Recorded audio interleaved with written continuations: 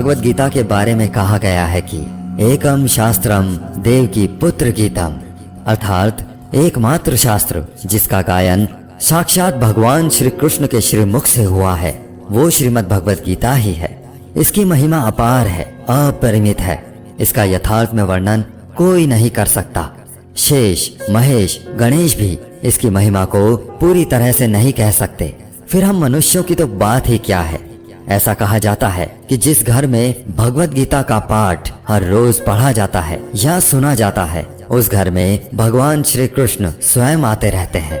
भगवत गीता को धरती के हर इंसान को पढ़ना और समझना बहुत जरूरी है, ताकि वह अपनी जिंदगी में सुख, शांति और सफलता को प्राप्त कर सके। अगर आप इस बहुमूल्य ज्ञान का लाभ अधिक से अधिक लेना चाहते हैं तो इस गीता सार को पूरा अंत तक सुनें। इससे पहले कि आप श्रीमद् भगवत गीता के बहुमूल्य ज्ञान में खो जाएं, इस चैनल को सब्सक्राइब करके घंटी जरूर बजा दें, क्योंकि हम आपके लाभ के लिए ऐसे ही ज्ञानवर्धक और प्रेरणादायक वीडियोस इस चैनल पर लाते रहते हैं। तो चलिए भगवत गीता के सबसे शक्तिशाली विचारों को जानते हैं और अपने जीवन में अनुकरण करने की कोशिश करते हैं। भगवत गीता का पहला सबसे महत्वपूर्ण उपदेश है कि कर्म ही सबसे बड़ा धर्म है। भगवान श्री कृष्ण गीता में अर्जुन को उपदेश देते हुए कहते हैं कि व्यक्ति कर्म करने के लिए ही पैदा हुआ है और बिना कर्म किए कोई रह नहीं सकता। मनुष्य को परिणाम की चिंता किए बिना अपने कर्तव्यों का पालन करना चाहिए। हमेशा अच्छे कर्म करने चाहिए, क्योंकि कर्म वह फसल है जिसे इंसान को हर हाल में काटना ही पड़ता है। जैसे आपके कर्म होंगे वैसे ही उनके परिणाम या फल भी होंगे। भगवान श्री कृष्ण कहते हैं, मन की शांति से बढ़कर इस संसार में कोई भी संपत्ति नहीं है। जिस व्यक्ति ने अपने मन को शांत रखना सीख लिया है, उससे ज्यादा धनवान इस संसार में कोई नहीं है।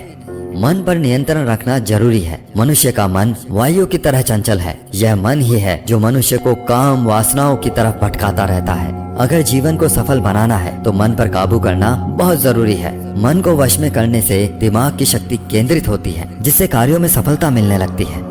गीता के अनुसार जिस व्यक्ति ने अपने मन पर काबू पा लिया, वह मन में पैदा होने वाली बेकार की चिंताओं और इच्छाओं से भी दूर रहता है। साथ ही व्यक्ति अपने लक्ष्य को भी आसानी से प्राप्त कर लेता है।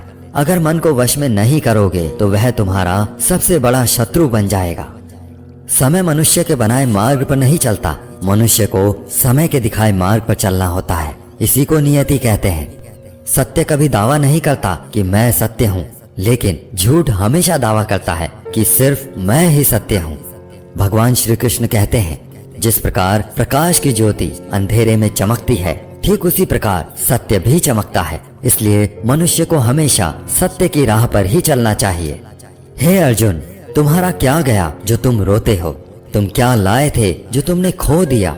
तुमने क्या पैदा किया था जो नष्ट हो गया? तुमने जो लिया यहीं से लिया, जो दिया यहीं पर दिया। जो आज तुम्हारा है कल किसी और का होगा, क्योंकि परिवर्तन ही संसार का नियम है और समय के साथ संसार में हर चीज बदलती है। हर चीज परिवर्तन के नियम का पालन करती है। न तो यह शरीर तुम्हारा है, न ही तुम इस शरीर के मालिक हो। यह शरीर 5 तत्वों से बना है, अग्नि, जल, वायु, पृथ्वी और आकाश। एक दिन यह शरीर इन 5 तत्वों में विलीन हो जाएगा। भगवान श्री कृष्ण कहते हैं, मृत्यु एक अटल सत्य है जिसे कभी बदला नहीं जा सकता है। इस संसार का जब से निर्माण हुआ है तब से जन्म मृत्यु का चक्र चलता आ रहा है। जिस प्रकार मनुष्य अपने पुराने वस्त्रों को त्याग कर नए वस्त्र धारण करता है, ठीक उसी प्रकार आत्मा पुराने व्यर्थ शरीर को त्याग कर नए शरीर को धारण करती है। यही प्रकृति का नियम है। इस सत्य को स्वीकार करके भय मुक्त होकर आज में जीना चाहिए। ज्ञानी व्यक्ति ना तो मरने वाले का शोक करते हैं और ना ही उनका शोक करते हैं जो अभी जिंदा है, क्योंकि वो जानते हैं जो मर गया वो फिर से जन्म लेगा और जो जिंदा है वो एक दिन जरूर मरेगा। भगवान श्री कृष्ण कहते हैं, हे मानव, अगर तुम समस्त सांसारिक दुखों से छुटकारा चाहते हो तो मेरी भक्ति करो। जो मेरी भक्ति नहीं करता है वह ना तो इस जीवन में और ना ही जीवन के बाद के जीवन में शांति को प्राप्त कर पाता है। बुरे कर्म करने वाले सबसे नीच व्यक्ति जो राक्षसी प्रवृत्तियों से जुड़े हुए हैं और जिनकी बुद्धि माया ने हर ली है, वो मेरी पूजा करने या मुझे पाने का प्रयास कभी नहीं करते। अपने आप को भगवान के प्रति समर्पित कर दो। यही सबसे बड़ा सहारा है। जो कोई भी इस सहारे को पहचान गया है वो डर, चिंता और दुखों से मुक्त रहता है।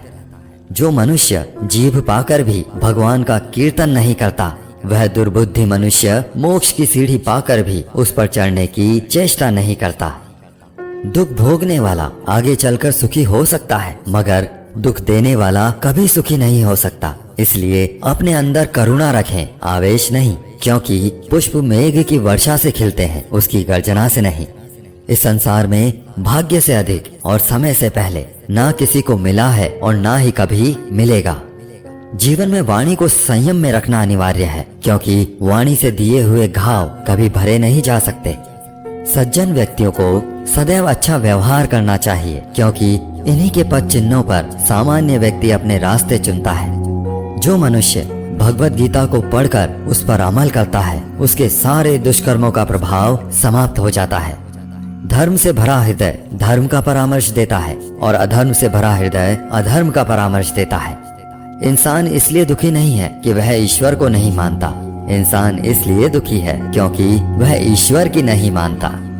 क्रोध मनुष्य को नरक की ओर ले जाने वाला द्वार है। क्रोध करने से व्यक्ति का मन अशांत हो जाता है, वह आवेश में आकर कई बार अपना ही नुकसान कर बैठता है।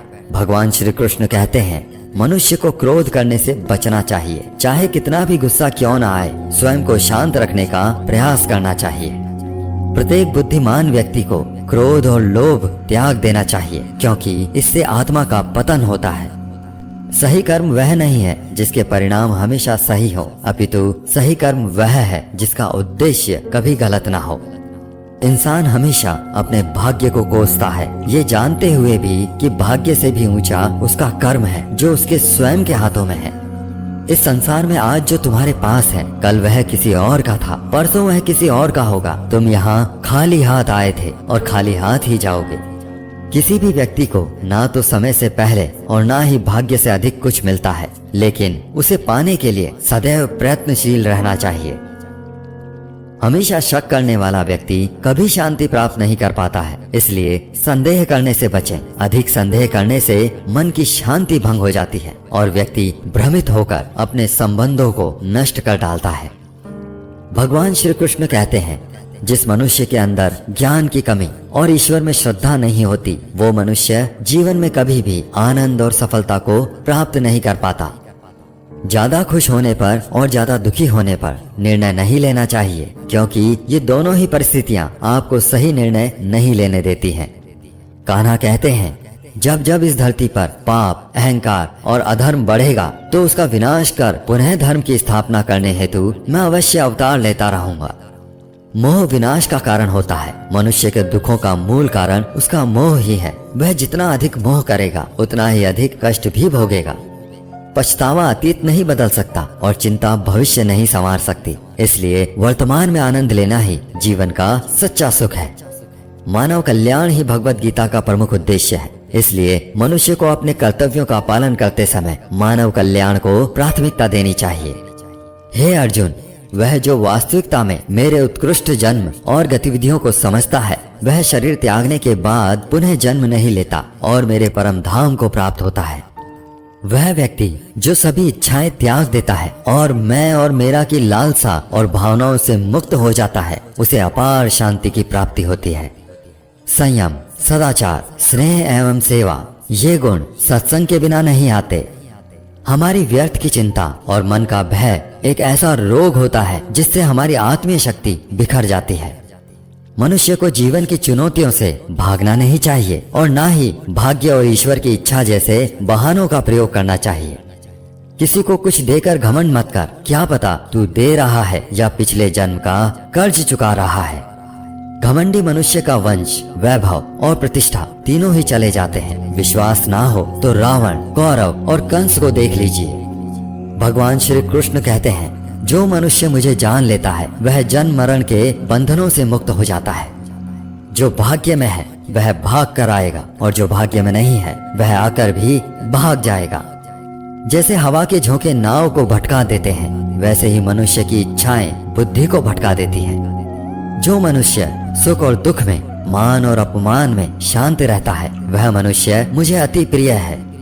यह संसार मेरी ही माया है, यह संसार मुझसे ही उत्पन्न हुआ है, मैं ही इसका पालन पोषण करता हूँ और मैं ही इस सृष्टि का विनाश भी करता हूँ। मैं भूत, वर्तमान और भविष्य के सभी प्राणियों को जानता हूँ, लेकिन वास्तविकता में मुझे कोई नहीं जानता। मैं ऊष्मा देता हूँ, मैं वर्षा करता हूँ और रोकता भी हूँ। मैं अमृतत्व भी हूँ और मृत्यु भी। मेरे लिए ना कोई घृणित है और ना प्रिय, किंतु जो व्यक्ति भक्ति के साथ मेरी पूजा करते हैं वो मेरे साथ हैं और मैं भी उनके साथ हूँ। जो होने वाला है वह होकर रहता है और जो नहीं होने वाला है वह कभी नहीं होता। ऐसा निश्चय जिनकी बुद्धि में होता है उन्हें चिंता कभी नहीं सताती। तुम आज जो भी कर्म कर रहे हो उसका फल तुम्हें कल प्राप्त होगा और आज जो तुम्हारे पास है वह तुम्हारे द्वारा किए गए पिछले कर्मों का ही फल है। जो मनुष्य श्रद्धा भाव से मेरी भक्ति करता है मैं उसे वो हर चीज देता हूँ जो उसके पास नहीं है, और जो उसके पास है मैं उसकी रक्षा भी करता हूँ। भगवान श्री कृष्ण कहते हैं, सभी तरह के धर्मों का परित्याग करके तुम मेरी शरण में आ जाओ, मैं तुम्हें समस्त पापों से मुक्त कर दूंगा। उस इंसान को कभी नजरअंदाज मत करना जो आपसे प्रेम करता है, आपकी देखभाल करता है, आपको याद करता है, क्योंकि एक दिन जब आपकी आंखें खुलेंगी तब आपको यह एहसास होगा कि आपने तारे गिनते गिनते चांद को खो दिया। धैर्य रखिए, सही समय आने पर आपके पास वह सब कुछ होगा जिसके लिए आपने मेहनत की है। ध्यान का अर्थ है भीतर से मुस्कुराना और सेवा का अर्थ है इस मुस्कुराहट को औरों तक पहुंचाना। जब कल का दिन देखा ही नहीं तो आज का दिन क्यों खोएं? जिस घड़ी में हम हंस सकते हैं उस घड़ी में कल के लिए हम क्यों रोएं? भाग्यशाली वो नहीं होते जिन्हें सब अच्छा मिलता है, बल्कि भाग्यशाली तो वे होते हैं जिन्हें जो भी मिलता है उसे वो अच्छा बना लेते हैं। भगवान श्री कृष्ण कहते हैं, अगर कोई तुम्हें दुखी करे तो बुरा मत मानना, क्योंकि लोग उसी पेड़ पर पत्थर मारते हैं जिस पेड़ पर सबसे ज्यादा मीठे फल होते हैं। जरा सोचिए, जब इंसान बिना चाबी के कोई ताला नहीं बनाता फिर वह तो भगवान है, वह ऐसी कोई समस्या का निर्माण क्यों करेंगे जिसका कोई समाधान ना हो? ये रूप, ये धन, ये दौलत, ये छल, ये कपट, ये सब यहीं धरा रह जाएगा। तुम्हारे साथ सिर्फ तुम्हारा अच्छा कर्म ही जाएगा। चोट का असर लगने में नहीं, अनुभव करने में होता है। आत्मा पर लगी चोट शरीर पर लगी चोट से कई गुना ज्यादा गहरी होती है और पीड़ादायक भी। निंदा से घबराकर अपना लक्ष्य कभी ना छोड़ें, क्योंकि लक्ष्य मिलते ही निंदा करने वालों की राह बदल जाती है। जीवन की सबसे महंगी चीज है आपका वर्तमान, जो एक बार चला जाए तो फिर दुनिया की पूरी संपत्ति देकर भी उसे हम खरीद नहीं सकते। श्री कृष्ण कहते हैं, मनुष्य अपने जीवन को सरलता से जी सकता है, पर फिर भी वह कभी सरल जीवन जी ही नहीं पाता। वह हमेशा चिंताओं से घिरा रहता है। वह भूत की बातों को सोचकर परेशान होता रहता है। वह मौत से डरने लगता है। वह ना तो अपने जीवन में सही तरीके से जी पाता है और ना ही मृत्यु को गले लगा पाता है। कान्हा कहते हैं, तुम्हारे बीते हुए कल को मैं ठीक तो नहीं कर सकता, लेकिन तुम्हारे वर्तमान में अगर तुम अच्छा कर्म करोगे तो तुम्हारा आने वाला कल मैं जरूर उजागर करूंगा। ईश्वर से कुछ मांगने पर ना मिले तो उससे नाराज ना होना, क्योंकि ईश्वर वह नहीं देता जो आपको अच्छा लगता है, बल्कि वो वही देता है जो आपके लिए अच्छा होता है। जिस प्रकार समुद्र पार जाने के लिए नाव ही एकमात्र साधन है, ठीक उसी प्रकार स्वर्ग के लिए सत्य ही एकमात्र सीढ़ी है। हम ना बोले फिर भी वह सुन लेता है, इसीलिए उसका नाम परमात्मा है। वह ना बोले फिर भी हमें सुनाई दे, उसी का नाम श्रद्धा है।